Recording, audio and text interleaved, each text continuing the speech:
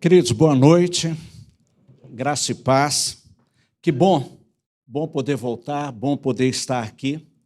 Já faz bastante tempo, mais ou menos uns 25 anos, né? Mas eu me lembro que em 98, quando eu vim conhecer a igreja, né, me conhecer, vista ao pastoreio de jovens e adolescentes, isso foi em 98, né? Já vai para quase 30 anos, né? O tempo passa. De vez em quando eu encontro alguns aqui, hoje mesmo o Paulo me cumprimentou, falou, lembra de mim? Eu falei, meu irmão, o rosto até, né, lembra, mas e inclusive alguns dos jovens adolescentes daquela época também, né? E aí é mais difícil ainda, né? Porque ficaram muito mais bonitos do que naquela época lá. Mas bom estar aqui, depois desse tempo. Eu e Valquíria, quando decidimos retornar, claro que nós teríamos que vir para a nossa ex-igreja, onde tivemos um tempo muito bom aqui. E nós estamos muito felizes também, e eu queria compartilhar com os irmãos, porque os nossos filhos, os nossos 2 filhos que cresceram aqui também, tiveram um tempo aqui, eles estão hoje na Europa, moram lá os 2, e a Valquíria gosta de brincar e diz o seguinte, o problema não foi eles terem ido para lá, é que eles levaram os netos junto com eles, né? Nós temos 7 netos e temos o privilégio de tê-los aqui nesse mês agora de junho e julho, e eu não sei, eu não me lembro, acho que a gente nunca conseguiu juntar todo mundo, né? Está sempre nascendo uma escadinha de 9 anos para baixo, então, para juntar, nasce um ali, outro aqui, e a gente nunca consegue juntar, mas se Deus nos permitir, daqui a poucos dias nós estaremos com ele. Parte já chegou. A minha nora, que mora em Portugal, já veio com as filhas, a Júlia e a Clara, já estão aqui em Belo Horizonte, e nós podemos ficar com as duas um dia, e minha nora veio para o sepultamento do seu avô, e nós ficamos com as duas, e foi muito bom. Gastamos o estoque de Dorflex, mas foi muito bom ter estado com elas lá. Queridos, eu quero compartilhar com os irmãos algo que Deus tem. Deixa eu só conseguir abrir aqui.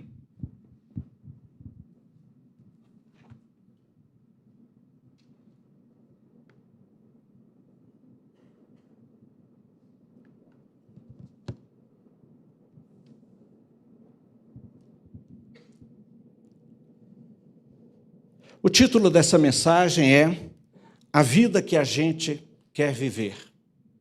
A vida que a gente quer viver. Na verdade, todos nós buscamos viver de uma forma que nos traga felicidade, paz, alegria naquilo que nós estamos fazendo. Nós queremos ter uma vida relevante, uma vida que realmente faça a diferença. Por isso nós estudamos, trabalhamos, casamos, constituímos famílias e buscamos muitas vezes deixar um legado. Esse é o nosso desejo, esse é o nosso foco. A gente quer viver em função disso. E aí eu me lembro das palavras do Senhor Jesus, quando ele diz lá em João capítulo 10, verso 10, a parte B do verso 10, quando ele diz assim, eu vim para que tenham vida e a tenham em abundância. E muitas vezes nós nos esquecemos dessa vida, conforme alguns dizem, tem até um livro escrito a esse respeito, a vida depois da vírgula. Eu vim para que tenham vida, vírgula, e a tenham em abundância. Nós queremos, como já foi falado aqui tantas vezes nesse culto, nós queremos ser transformados para transformar vidas. E muitos de nós têm experimentado a transformação que o Senhor Jesus Cristo tem operado em nós. E como consequência, nós precisamos também transformar outras vidas, impactar outras vidas, impactar as nações. Eu tenho um personagem bíblico que eu gosto muito, chamado João Marcos. E Até porque, por ter trabalhado com jovens e adolescentes há muito tempo, e João Marcos, conforme narrado na Bíblia, ele era um jovem. E ele era filho de Maria, uma das mulheres que seguia Jesus, e provavelmente era aquela que, inclusive, ajudava financeiramente, porque nos diz os historiadores que ela vinha de uma família de posses. Inclusive, bem provável que o cenáculo onde Jesus celebrou a última ceia, aquela celebração, instituiu a ceia do Senhor ali, tenha sido na casa de Maria. E João Marcos era filho dela e fazia parte ali. Alguns historiadores também, teólogos, dizem que ele é aquele que aparece lá em Marcos, capítulo 14, quando Jesus é preso no Getsêmani, e todos fogem, e diz lá de um homem que estava tão somente com uma capa, e aquela capa é tomada dele, e ele foge nu, que esse homem tenha sido esse jovem João Marcos. Depois nós vamos ouvir falar dele quando da primeira viagem missionária. Paulo e Barnabé estão saindo para a primeira viagem missionária e Barnabé sugere para que eles levem João Marcos, que era primo dele. E os irmãos conhecem a história, eles saem naquela viagem, João Marcos talvez com aquele espírito aventureiro do jovem, mas tipo assim, vamos fazer uma peregrinação, vamos acampar, vamos fazer alguma coisa assim. E pouco tempo depois, quando ele sentiu o peso da responsabilidade daquela viagem, ele abandona Paulo e Barnabé e volta. A gente costuma brincar que ele ficou com saudade da mamãe e voltou para o colo da mãe. E deixou Paulo e Barnabé sozinhos. Eles voltam da viagem. Quando tem-se a ideia de uma segunda viagem, Barnabé sugere novamente levar João Marcos. E Paulo é contra. O texto que nós temos, a tradução que nós temos, ela é muito suave, porque a palavra usada lá, no original, no grego, significa que eles tiveram uma discussão tão grande, tão ríspida, quase de agressão verbal, que eles não conseguiram caminhar mais juntos e separaram, por causa de João Marcos.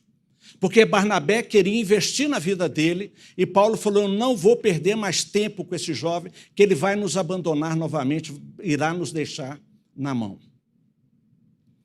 E houve aquela divisão entre eles, Paulo vai com Silas e Barnabé segue com João Marcos. E aí a gente para de ouvir, porque o foco do autor bíblico, Lucas, passa a ser Paulo. E a gente não ouve mais falar nem de Barnabé, nem de João Marcos. Até que, no final do seu ministério, no final da sua vida, Paulo, escrevendo ao seu discípulo Timóteo, em 2 Timóteo 4, versículo 11, ele diz assim, no final da vida dele, só Lucas está comigo. E ele diz assim, encontre João Marcos e traga-o, porque ele me é muito útil para o ministério. Todos nós temos percebido e entendemos que nesse período de separação, Barnabé investiu na vida de João Marcos, discipulou João Marcos, impactou a vida dele e transformou a sua vida. A tal ponto que depois ele vem se tornar o secretário, o companheiro do apóstolo Pedro, porque o livro de Marcos, que foi escrito por João Marcos, é como se fosse ditado pelo apóstolo Pedro. Que Marcos tenha sido tão somente um secretário, um amanuense, para escrever aquilo ali. E nós percebemos o excelente trabalho que Barnabé fez na vida de João Marcos. Agora, tudo isso é reflexo de que quando Jesus entra na nossa história, ele cria uma nova história. Eu vou repetir isso. Quando Jesus entra em nossa história, ele cria uma nova história. Abra sua Bíblia em Lucas capítulo 7, nós vamos ler de 11 a 17.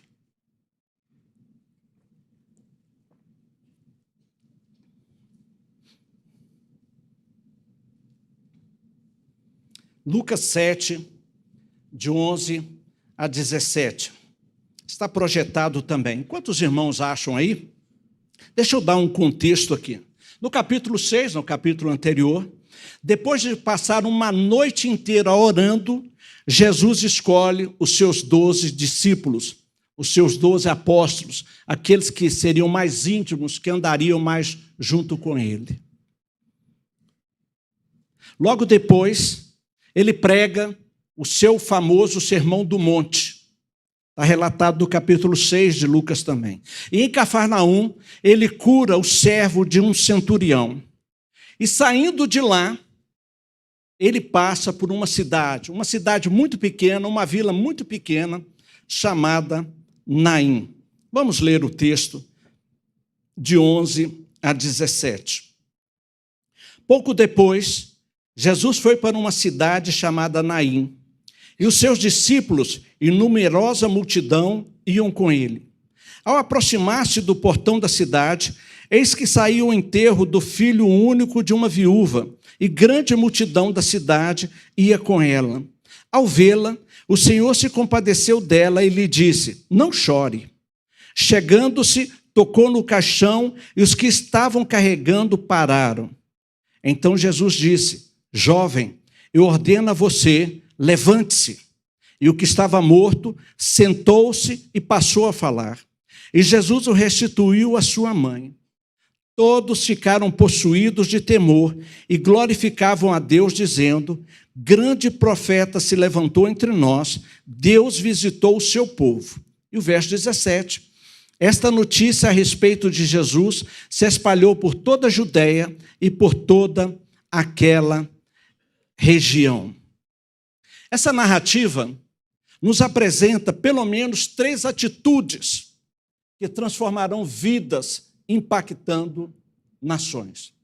A primeira atitude está aí dos versos 11 a 13, a necessidade de compreender o cenário ao nosso redor. Nós, enquanto pessoas, enquanto filhos de Deus, pessoas regeneradas, transformadas pelo sangue, que tivemos os nossos pecados perdoados, nós precisamos olhar o nosso contexto, a começar da nossa casa, entender a particularidade de cada um, o nosso ambiente de trabalho, de escola, no dia a dia, na região onde nós estivermos. Até, quem sabe, dentro de um supermercado, dentro de uma loja. Eu costumo perguntar para as pessoas, como é que você está? A gente tem a mania de perguntar, e aí, tudo bem? No automático a gente responde, tudo bem, não é assim? Agora, você já imaginou se você pergunta para uma pessoa, e aí, está tudo bem? E ela vira e fala, poxa vida, foi bom você perguntar. Não, não está. Aliás, eu estou até precisando de uma pessoa para conversar. Você quer me ouvir? Olha, até gostaria, mas agora eu não posso, eu estou com pouco tempo e tudo mais. Mas a gente faz a pergunta. Então, nós precisamos estar a par do cenário ao nosso redor, das necessidades que estão acontecendo ao nosso redor. Eu e Valquíria, nós moramos ali na Lagoinha, perto ali da Cristolândia. E depois de quase 30 anos, fora aqui de Belo Horizonte, quando nós saímos daqui, nós fomos para São Paulo, ficamos 16 anos em São Paulo, depois mais de 5 anos lá em São Luís, no Maranhão, e nós voltamos para cá e nós estamos chocados com aquela Cracolândia que tem ali. A gente não consegue, você anda ali, e aquelas pessoas são verdadeiros zumbis. Ali. Que dó. E o trabalho que a Cristolândia está fazendo ali, que nós podemos fazer diante desse cenário. Eu estou falando dali, mas nós temos muitas coisas. O cuidado dessa igreja com o Recanto Vida, na minha época já existia o Recanto Vida. Todas essas coisas nós precisamos estar atentos a isso, compreender esse cenário, aonde nós podemos impactar, aonde nós podemos fazer alguma coisa. Veja que o texto está dizendo aqui que Jesus está caminhando, uma multidão o seguia, e ele passa perto dessa cidade chamada Naim, e ele olha, e ele observa, e ele vê um cortejo fúnebre.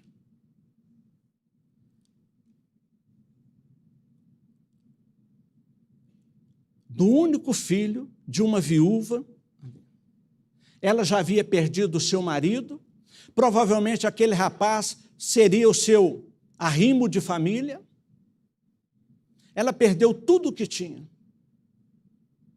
Alguns familiares, alguns amigos saindo, fazendo aquele cortejo. O texto diz que Jesus olhou para ela e se compadeceu. Nós precisamos entender que nesse cenário existem multidões.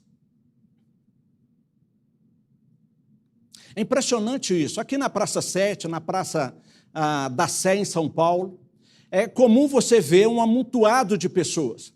Normalmente tem um mágico ali, um encantador de serpente, alguém que faz acrobacia, algumas coisas assim, e você percebe a quantidade de pessoas que vai se amontoando ali. Nós estamos agora na época da Copa do Mundo, e a gente percebe lá na cidade onde tem as multidões que ali estão. E quando percebemos, olhamos isso, nós temos a sensibilidade de olhar e ver como nós podemos agir ali. E aqui no texto fala de duas multidões.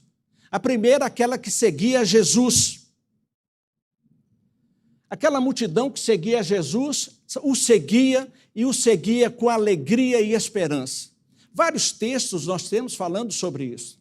Muitos ali estavam atrás do pão, do milagre que Jesus ia fazer.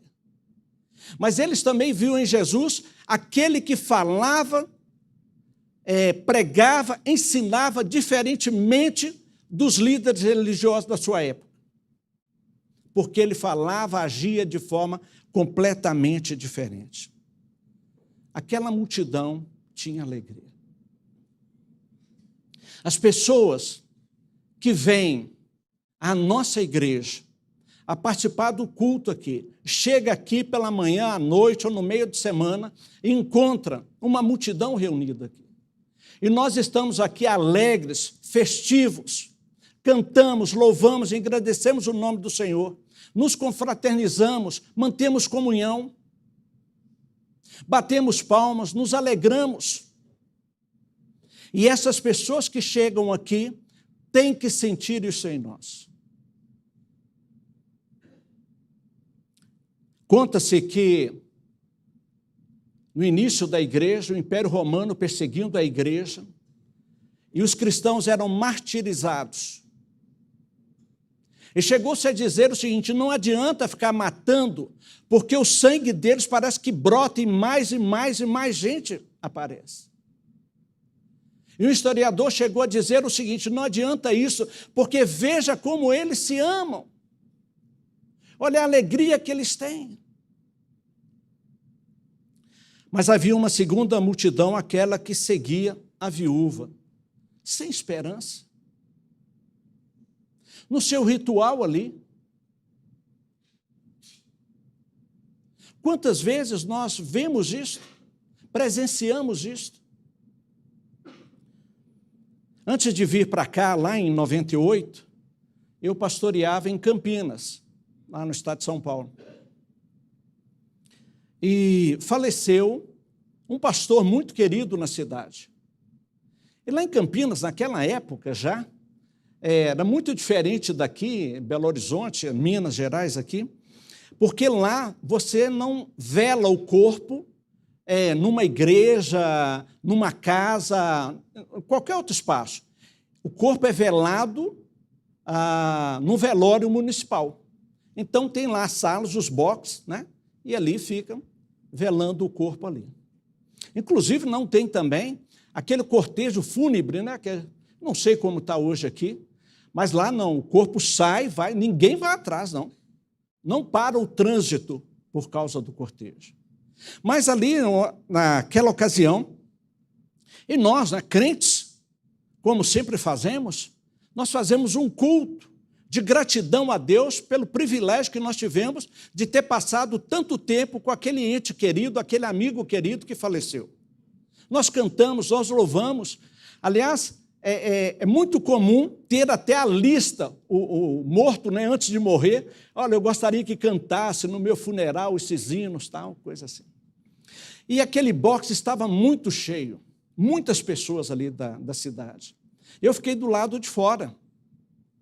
E aí chegou um rapaz assim, perto de mim, e falou assim, essa pessoa que morreu aqui é crente? Eu falei assim, é crente, é um pastor da igreja. Ah, deu para perceber, porque ver vocês cantando ali, a alegria que vocês têm, né? Vocês é diferente, né? Eu falei, a gente é diferente porque a gente tem esperança em Cristo Jesus, né? Agora, a ressurreição da vida que vem. E comecei a conversar com ele ali, ele falou, olha, o nosso ali, olha que desespero aquele box que está ali do lado. Ali.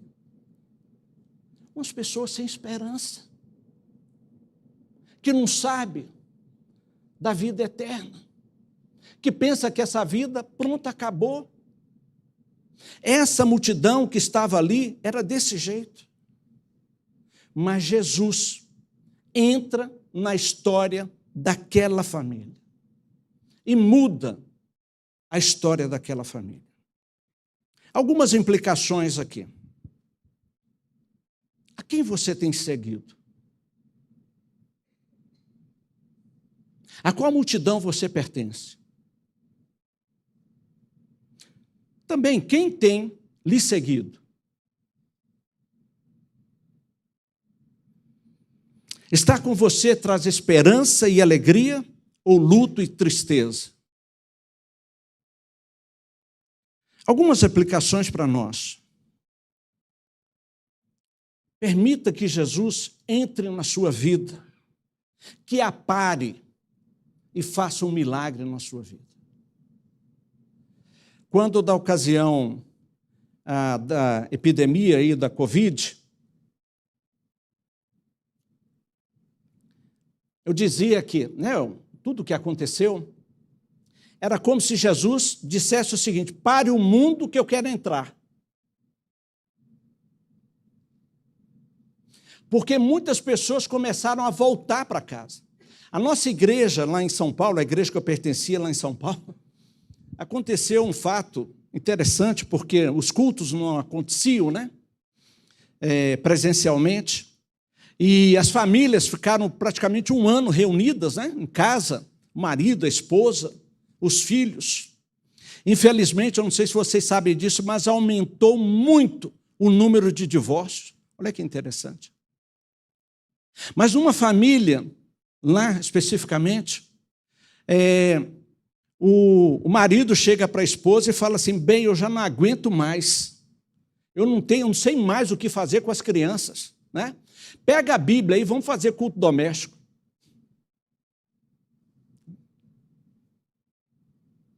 Por quê? Porque a gente acabou deixando isso, abandonando isto. Quando Jesus entra em nossa história, ele muda a nossa vida, ele cria uma nova história. A segunda atitude que eu encontro aqui nesse texto, a necessidade de se interagir ao contexto. E nós vemos aqui as entregas de Jesus, os versos 14 e 15. Chegando-se, tocou no caixão e os que estavam carregando pararam. Então Jesus disse, jovem, eu ordeno a você, levante-se. O que estava morto sentou-se e passou a falar, e Jesus o restituiu à sua mãe. Jesus se importou como o bom samaritano. Lembra da história que Jesus contou? O levita, sacerdote, eles olhavam de longe e davam volta. Aquele moribundo, aquele todo machucado, aquele que fora roubado, que estava machucado, estava numa calçada, eles passavam pelo outro lado. Mas diz o texto, a história que Jesus conta, que o bom samaritano, o samaritano, o viu e se aproximou dele. Em outras palavras, o samaritano se importou com ele. E nós precisamos agir da mesma forma. Jesus se compadeceu daquela multidão, daquela mulher. Ele se aproxima e toca. Aquilo era algo impensável na cultura judaica. De tocar num caixão. Da impureza. E Jesus toca. E eles param. Agora, tem um contraste interessante aqui. Algo que me chama a atenção. Entre essa viúva da cidade de Naim, e se você ir para o capítulo 8 de Lucas, a partir do verso 40, nós encontramos Jesus atendendo o pedido de Jairo. Note que no caso da viúva, ninguém pediu nada para Jesus. Percebeu isso? Ninguém foi nele e falou, olha aquela mulher, como ela está. Ou aquela mulher chegou a ele, Senhor, tenha misericórdia. Rabi, tenha misericórdia. É meu único filho. Não tem nada disso. Jesus não vira para aquela mulher e diz assim, se você tiver fé, o seu filho será ressuscitado. Ele não faz nada. Não há um diálogo ali. Jesus toca e ressuscita o garoto, o rapaz. Então isso aqui é muito importante para nós, porque existem certas afirmações que todos os problemas serão resolvidos com as nossas orações. Que se não for resolvido é porque você não teve fé. Não é isso que a gente ouve? No caso dessa mulher e outros casos narrados na Bíblia, não há essa expressão. Simplesmente aconteceu porque Jesus quis que acontecesse. Ele agiu assim. E nós precisamos crer nisso. A nossa oração é, Senhor, faça a tua vontade.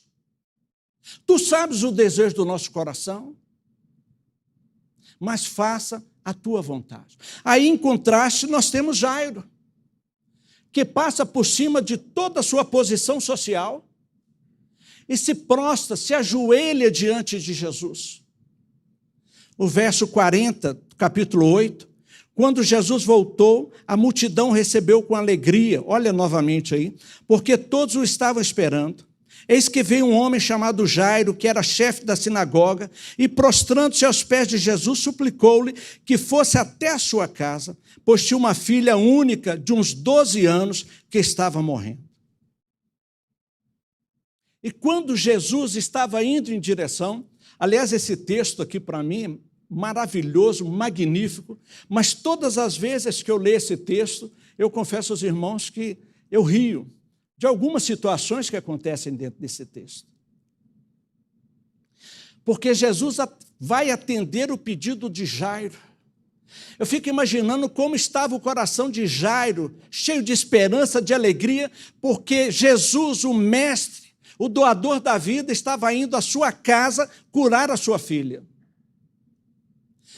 E a partir do verso 42, o final do verso 42, entra em cena uma mulher. Eles estão andando por aquela cidade ali, ruas apertadas, aquela multidão comprimindo Jesus. E aquela mulher aparece ali, tentando chegar até Jesus para que Jesus a curasse do seu mal, que já havia 12 anos. Olha a fé que essa mulher tem, Jesus depois reconhece isso. Mas no meio dessa história, ela tentando chegar até Jesus, e Jairo ali afoito, apressado, puxando Jesus, porque ele sabia da urgência que tinha. De repente, aquela mulher aparece ali, toca em Jesus, e é curada imediatamente. Nos diz o texto. Jesus para. Eu acho engraçado aqui que ele vira e fala assim, quem me tocou?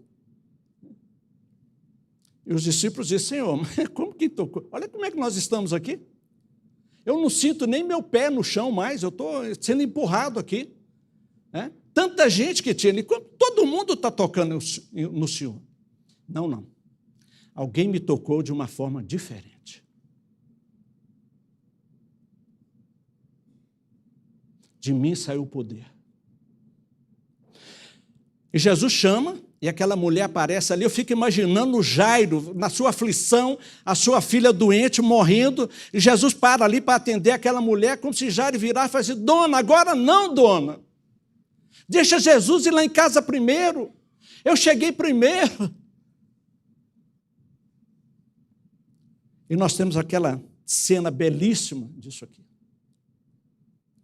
E o transcorrer da história, quando Jesus se livra ali daquela mulher que foi, né, curada e continua a sua caminhada,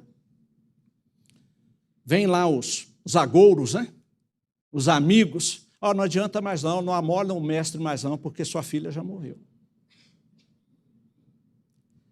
Eu fico imaginando Jairo olhando para aquela mulher, a culpa é sua, viu? Se você não tivesse parado Jesus, minha filha seria salva.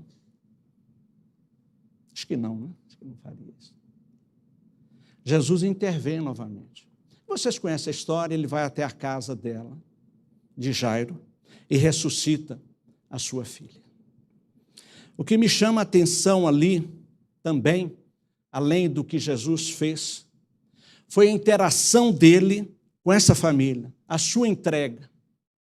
E depois que Jesus e os seus discípulos saem daquela casa, depois que a festa termina ali, lembra que Jesus mandou dar comida para a filha? Depois que termina, que todo mundo foi embora, que a menina foi dormir, Jairo entra no seu quarto junto com a sua esposa para descansar daquele dia fantástico na vida deles. Antes de dormirem, a esposa olha para ele, dá um beijo nele e o agradece e diz assim, muito obrigado por você ter trazido Jesus para a nossa casa. A mulher de Jairo, com certeza, o agradeceu por isso. E aí algumas implicações para nós. Qual é a sua, qual é a minha entrega? O que Jesus entregou é mais do que vida. Vida e vida em abundância. E aí uma pergunta para reflexão. Ao final do dia, depois de um dia extenso de trabalho, cansativo, o que você tem levado para casa? Há umas conversas, principalmente no meio empresarial, que você no seu trabalho, no seu emprego, você tem que dar 110%, 120%. Não caia nessa falácia, nessa mentira. Senão você vai para casa, vai chegar lá um bagaço, você não tem nada para oferecer para a sua família. Eu espero que cada um de nós possa levar Jesus para a nossa casa. Chega de internet, de redes sociais, sabe, esse monte de coisa. Muitas vezes nós estamos levando para dentro de casa, deixando entrar dentro das nossas casas. Leve Jesus. Deixa Jesus estar ali. Todos nós temos algo a oferecer, a levar, a entregar. Não espere que as pessoas peçam, já estenda a mão. Porque quando Jesus entra na nossa história, ele cria uma nova história. E a terceira e última atitude que eu vejo aqui é ter um espírito grato de adorador.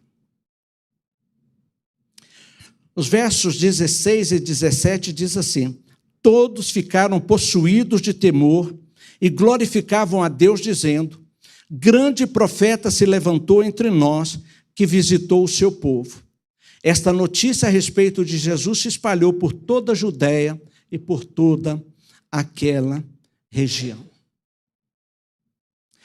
Nós precisamos reconhecer e sermos gratos a Deus pela oportunidade, o privilégio que Ele nos concedeu de nos resgatar. E por isso nós temos que expressar o nosso louvor, a nossa gratidão, a nossa adoração a Ele. Mas não somente isso, nós precisamos espalhar a mensagem da cruz.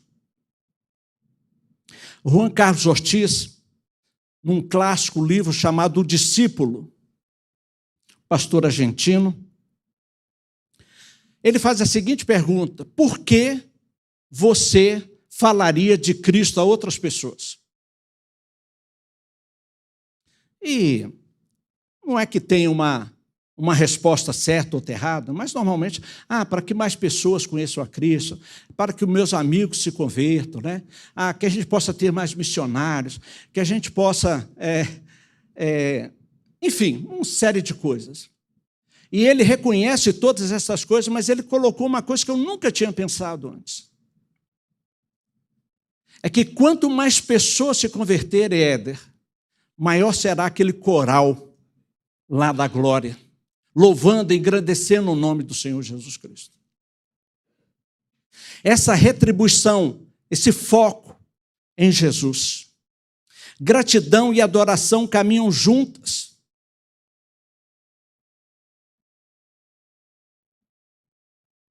Agora, muitas pessoas têm diferentes reações. Em vários momentos de Jesus, principalmente os líderes religiosos daquela época, se afastavam e tramaram, inclusive, a morte dele, por causa daquilo que ele estava fazendo, estava agindo.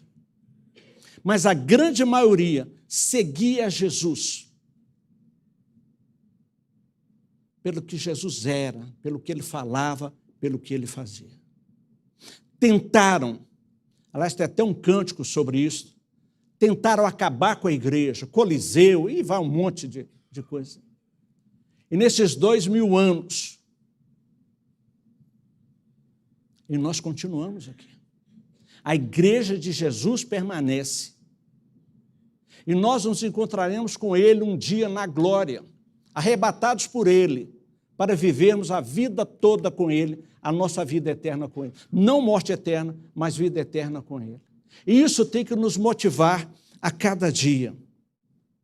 E aí cabe a nós uma reflexão nesse sentido.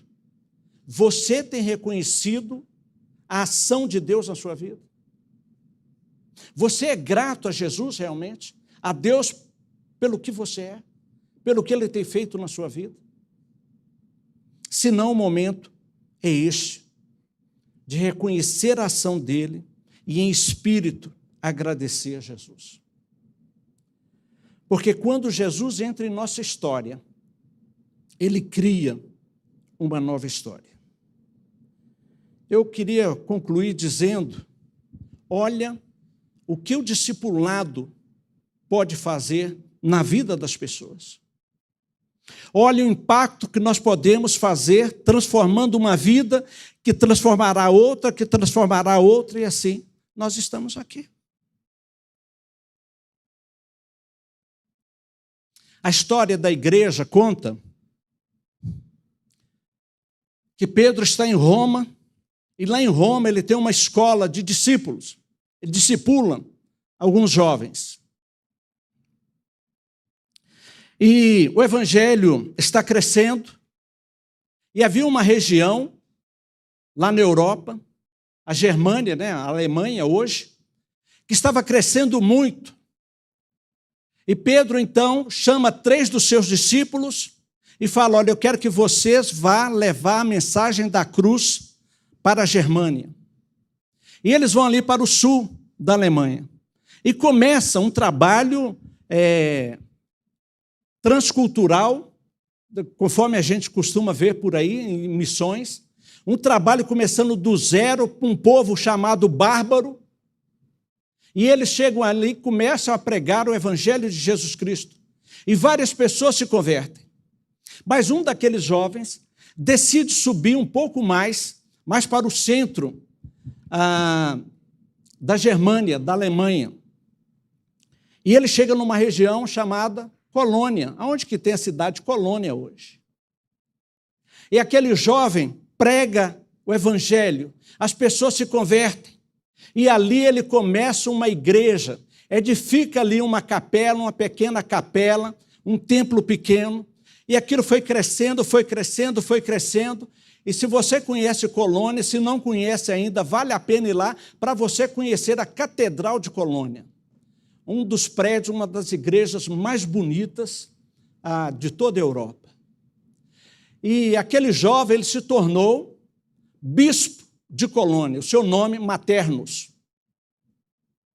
Ele é uma pessoa, uma influência poderosíssima em Colônia, o que foi Colônia. E a história da igreja diz que esse jovem, chamado Maternus, era o filho da viúva de Naim, que Jesus ressuscitou.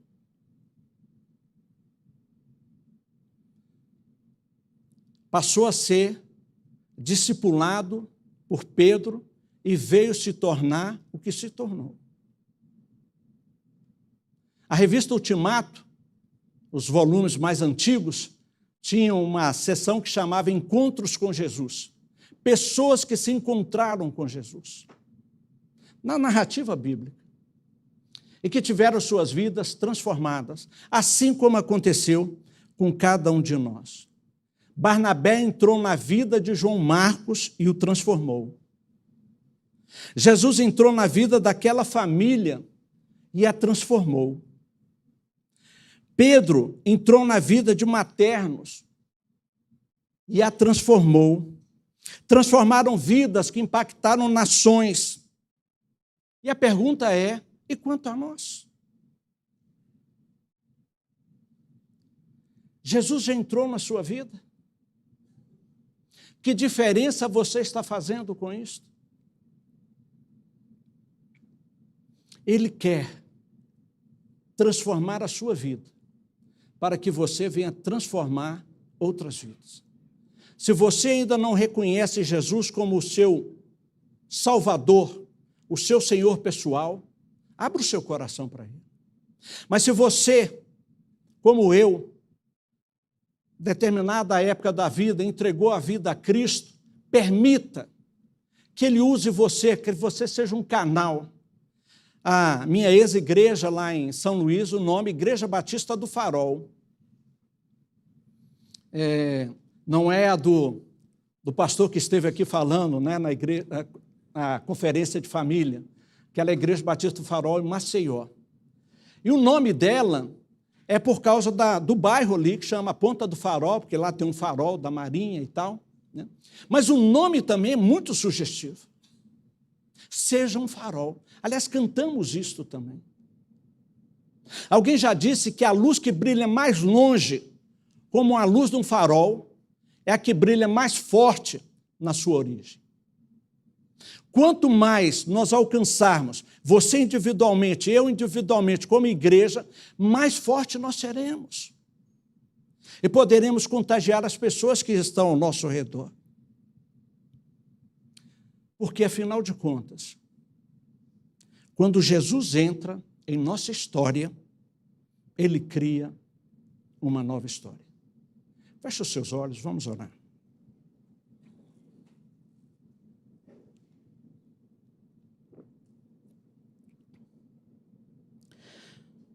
Pai amado, damos graças ao Senhor, porque o Senhor se importou por nós. Assim como teu filho Jesus Cristo entrou na vida daquela família, uma família que estava sem esperança, uma mulher que tinha visto tudo se esvair, de repente, a esperança chegou, um novo tempo, uma nova vida. Isso tem acontecido conosco também quando o Senhor veio ao nosso encontro e nos transformou, e nos mudou.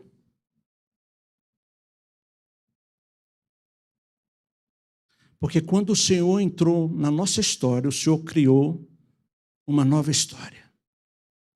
Louvamos o Senhor por isso. Obrigado pelo teu perdão, Jesus.